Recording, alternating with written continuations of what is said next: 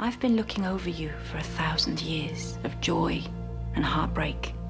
Your fights with Klaus, the nights you cried yourself to sleep calling out my name. Not a day has gone by that I wasn't right there with you. And yet you still tried to kill me. Because it shouldn't have been 1,000 years, Rebekah. No one should live that long. But I haven't lived at all. Sorry, Rebekah. So sorry. Other than Klaus, Rebekah is probably the most complex character in the entire verse. Like, even in the originals when she was barely on screen, she was still one of the most interesting characters in the entire show. But what makes her so interesting? Why is she the way that she is? Why does she love so easily? Why does her mind work the way that it does? Which will be answered in today's episode of Uncovering TVDU Villains, sort of, Rebekah Mikaelson edition.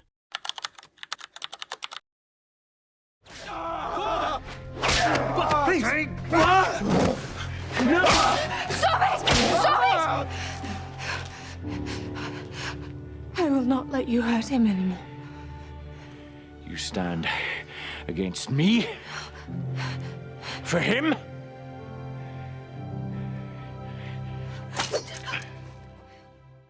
We don't know much about Rebekah's past, but growing up, Rebekah was deeply bonded with Klaus. Even more so, way deeper than all of her siblings. Their deep bond started very young when Rebekah was still a toddler. Anyway, she was afraid of everything and she tends to go to Klaus in order to be protected by him through reassurance. The way that Rebekah saw Klaus when they were younger as her protector when she was vulnerable. In fact, the way that Klaus acted towards Rebekah is how Rebekah started acting towards other people when she started growing up, even before she became a vampire.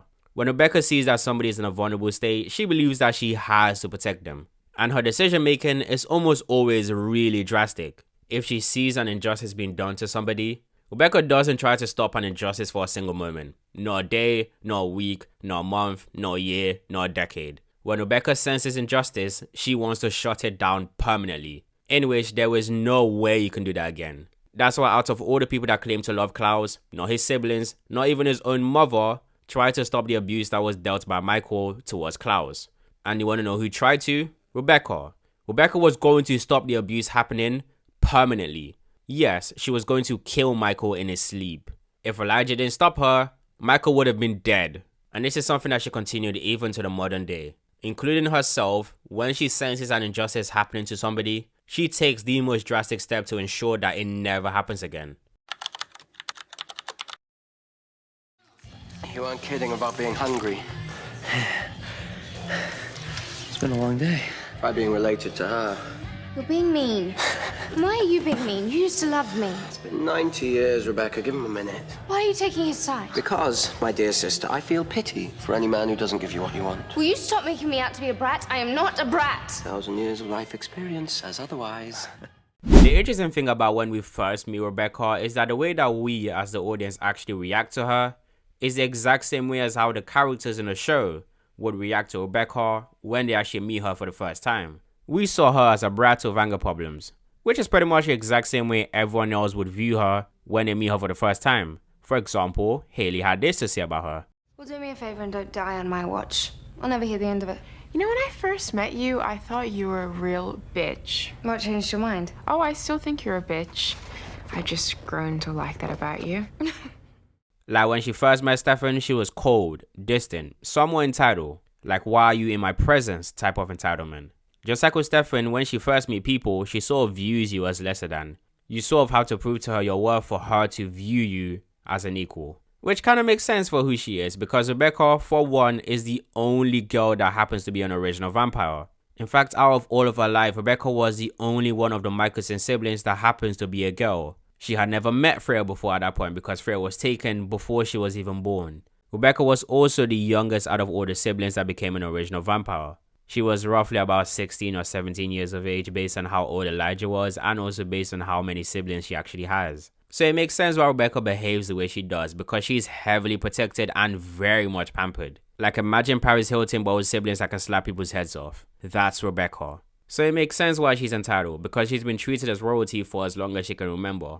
Going against Rebekah's wishes or threatening Rebekah is a death sentence. 1694. His wife accused Rebekah of witchcraft. So you turned him and then compelled him to drain his wife dry. And in terms of her personality, obviously she grew throughout the show and obviously throughout the originals. Her personality being like a brat makes sense because, like I said, she was turned at around 16 or 17 years of age. And Rebekah is probably the only character in the entire show that actually acts her age. Every other character, especially the women in the show, are a lot more mature than their age. Elena is more mature than Damon, who is supposed to be locked at 25. A 17 to 18-year-old Bonnie behaves like she's in her mid-20s. I think Cowland at the start was the only other character that actually was behaving in a way in which regular teenagers behave. And Cowland's family is from a middle-class background. Compare that to Rebekah, who has been treated as royalty for 1,000 years. Like, her family is beyond rich, so she's not used to people telling her no. She always gets what she wants. If she wants anything from you, she's going to try to take it. And if you try to resist and there's no reason for her not to do anything, you might die. And it's usually not her actually doing the killing. Typically, that will be Cole. But anyways, this version of Rebekah was a version that we saw throughout season 3. Up until Elena started pressuring her to help them get Michael to kill Klaus. And then we realized, just like her siblings, Rebekah's mental psyche is just as bad, if not worse. Rebekah. Whatever fatherly rubbish you're thinking, save it. Nothing you say matters to me. I see.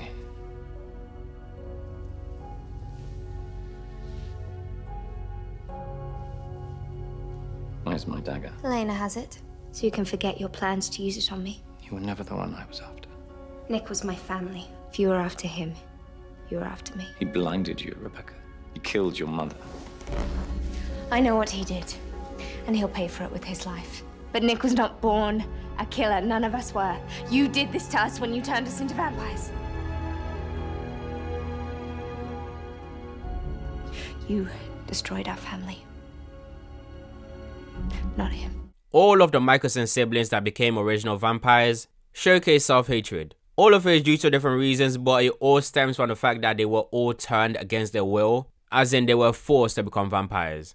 Cole hates the fact that him becoming a vampire took away the one thing that he actually loves the most, the thing that he respects the most beautiful thing in his eyes, the one thing that he shared with his mother, and the one thing that he came to accept as a unique part of his being, which is magic. His magic was stripped away from him because of the vampirism spell, and he hates that by himself. Even though he tries to help himself with that by befriending a lot of witches, but it did not make him a witch. There was nothing unique about him. There's nothing unique about him. He's just an original, just like his siblings. Klaus is the complete opposite of that. Klaus hates the fact that he is too unique.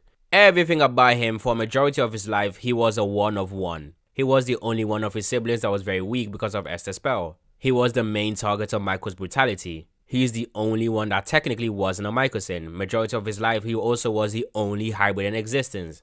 And even though his siblings tried to reassure him that he wasn't, deep down, he knows that Michael was only after him. It's gone to the point in which Klaus questions his relationship with his siblings. He struggles to distinguish between love from his siblings and pity. Finn hates himself because vampirism turned him into a savage that has to drink blood like an animal. He now has to behave like an animal. And Elijah hates the aspect of himself that has zero morality, especially when hurting people that he loves. Hence why he represses those memories every single time it happens behind the red door. And finally, with Rebekah, she hates the fact that everything that she's ever wanted in her life, she can't have because of something that happened to her against her will. Like, we quickly realize that not only does Rebekah act like a teenage girl, her mind is that of a teenage girl who is trying to act like she is older. Rebekah's mind is that of a teenager that has been sheltered all her life. It's to the point in which Rebekah doesn't understand the concept of love. When Rebekah labels a relationship as loving, unless somebody spells it out for her, she will have that label on that relationship forever. Rebekah is so desperate for a loving family in which she can't explain the reason why she loves people. If you ask her why she loves Klaus, she would just say, he's my brother. That's it. If you ask her why she loves Marcel, she doesn't know. But the answer would be, he gave her attention. If you ask her why she loves Stefan, she doesn't know. But the answer should be, because he gave her attention. If you ask her why she loved Alexander, she won't be able to explain. But the answer should be, he gave her attention. And this is mainly because Rebekah, although she wants love, she doesn't believe that she's worthy of love.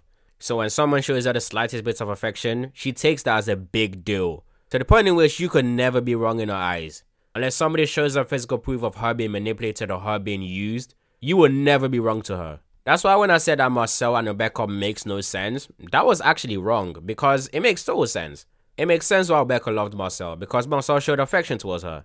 Obviously, Marcel admired Rebekah and she's incredibly attractive. Was it true love? No. Mainly because they are contradicting people. Marcel is ambitious. He wants power. He wants to control everyone. He wants his name to ring bells everywhere. She doesn't care about strength. She doesn't care about power. She doesn't care about controlling anyone. Out of the original trio, Rebekah is the only one that doesn't actually announce the fact that she's an original. Elijah and Klaus constantly mention the fact that they are an original whenever they feel disrespected and wanted to regain power. In fact, I don't really even remember Rebekah actually mentioning the fact that she's an original, other than when she's talking about backstories. Because again, unlike her siblings and Marcel, Rebekah doesn't particularly care about being the most powerful person in a country, or in a city, or even in a room. If Rebekah needs something from you and you're not giving it up to her, she will be very violent, sure, but she will never use a power play unless she believes she has to or you're really pissing her off. Because again, Rebekah doesn't care about power, Rebekah doesn't care about control, Rebekah does not care about her name ringing bells for miles. The one thing that Rebekah wants to do, the thing that's been stripped away from her against her will, was be boring. She wants to live a happy life with a quiet and boring human. That's why I believe that the only two people that Rebekah has ever loved in terms of romantically are Stefan and Matt.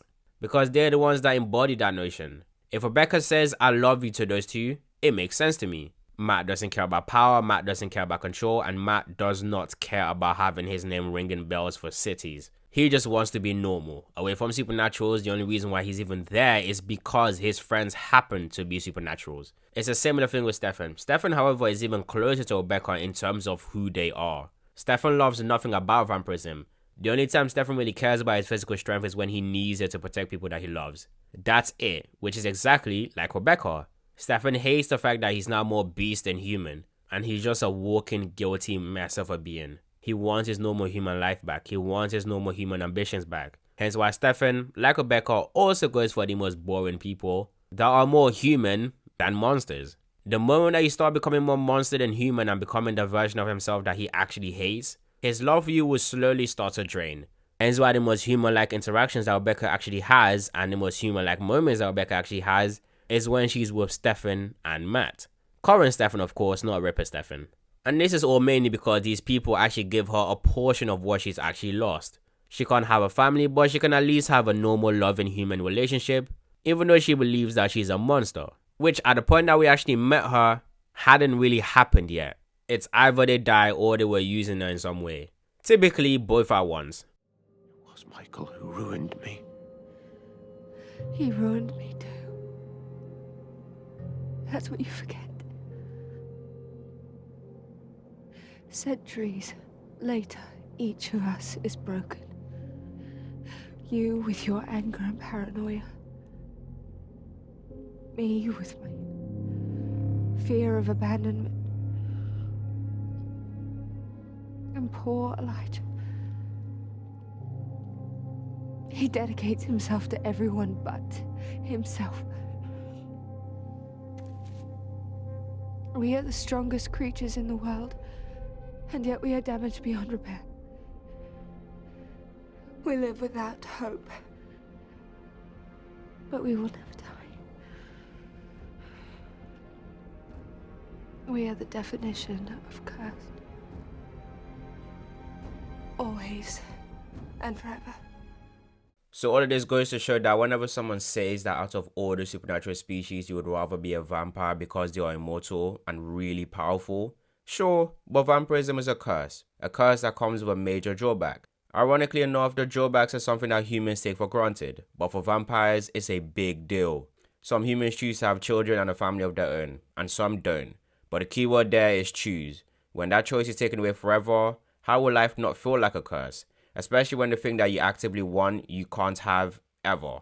And the worst part is, for immortals, forever means forever, as you can't die. So some of the reasons why you might want to be a vampire, to be immortal and invulnerable, just extends your suffering. Hence why I believe werewolves aren't the only supernatural species of a curse, as vampires are also cursed. Although werewolves are cursed physically due to their transformation, vampires are cursed mentally and for far longer. You might be fine after a year or a few decades, but once it gets to a century, that's where the problem begins. That's why ancient vampires can't turn off their emotions, because unless you want to walk around with your emotions forever off, You just learn to deal with it and accept that this is life now. You can't turn it off anymore because you would have already gone through every negative emotion to the point that you become emotionally numb to all of it. So you just learn to live with it without choosing the cheapest way out. Every single vampire we've met so far that has lived longer than 100 years, you wouldn't want to live the life that they lived. You might say if you get to be any character you want to be Klaus, but do you really want to be Klaus in its entirety? No, of course not. You want to be the badass version of Klaus, another crime boy that was getting brutally beaten by Michael and viewed as an abomination by almost everyone just by existing. He didn't ask to be a hybrid, he just became one. And also, you obviously wouldn't want to be Rebekah either, because when Rebekah told her mother she hasn't lived at all, she wasn't exaggerating. She hasn't made a decision on her own since the day she decided that she wants to be born on that very specific day, and Esther had to abide to her choice to give birth to her. As a child, her parents decide what's best for her. She gets an input, sure, but her parents gets the final say, and as an adult, well, she never really got the chance to be an adult in the first place because not only did she stop aging as a child, but she still had the same level of autonomy that she did as a child. But now instead of her parents, it's her older brothers Klaus and Elijah. Hence why the one thing that Rebekah wants, although she never admits it until Klaus finally grants her the freedom to actually do it, was literally just to leave and just go out and do something on her own for herself, with input from absolutely no one but herself. If she messes up, then she messes up. If she doesn't, then she doesn't. Instead of believing that she's forced to live a cursed life in the shadows of her older brothers, just because she doesn't understand exactly what love is. It's really a shame that most of these things I'm saying are just in the 2 seasons that she was in the Vampire Diaries for. She was in the originals for 5 seasons, but she wasn't really that fleshed out. Majority of her storyline was just Marcel. A part of season 1 was her and Klaus, but majority of the time was just her and Marcel. And seeing as I've already done a full video about their relationship and exactly how it unfolds in the originals, so if you want to watch that, then click on the video that's on screen now.